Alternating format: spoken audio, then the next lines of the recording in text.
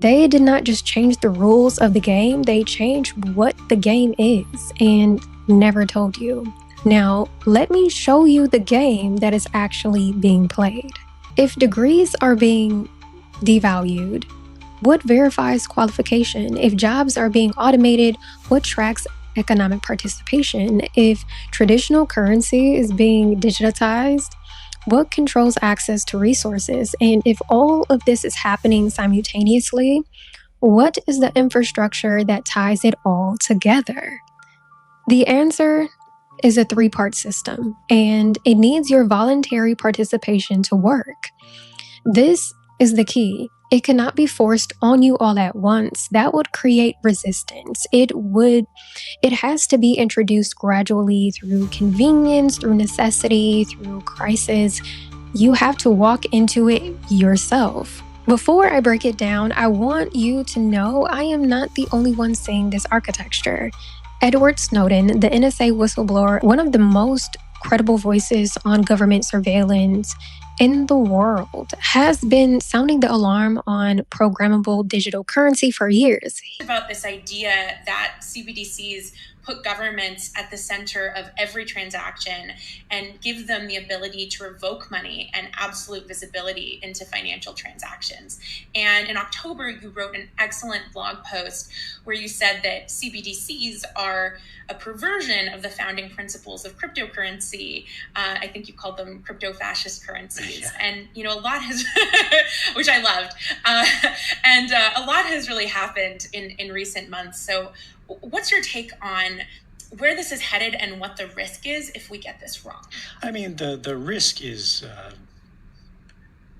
very easy to illustrate.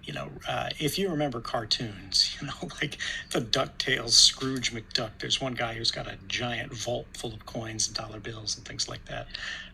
And if he needs money, like a giant magnet comes out of the top of it and it just pulls dollars out of everybody in the town's pockets. That is what a CBDC is, right? And that's really all it is. What I mean by a crypto-fascist currency is we don't realize that we have immediately been subordinated and collectivized. This is not fringe thinking. This is a man who had access to the most qualified surveillance infrastructure in American history, telling you exactly what this system is designed to do.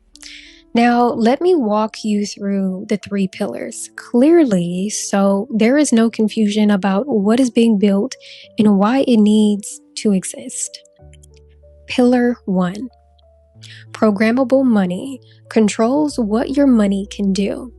Right now, money is relatively neutral. A dollar in your hand belongs to you. Nobody can tell it where to go, what it can buy, or when it expires. Programmable money changes that at the foundation level. Here's how it works. A central bank digital currency, or CBDC, is a digital version of the dollar that lives on a blockchain. It transfers instantly, is trackable in real time, and can have conditions written directly into it as at the code level. Conditions like this money can only be spent on approved categories of goods. This money expires if not used by a certain date. This account is frozen pending a compliance review. The Genius Act would require all stablecoin issuers to connect directly to the Department of the Treasury. Every transaction, every user, every digital dollar tracked, reported, and potentially restricted. Now, draw the connection to the Reagan era. Reaganomics criminalized poverty through policy. Mandatory minimums, welfare cuts, and mass incarceration created a systemic condition where being poor in America became a criminal status. Programmable money has the ability to do the same thing digitally.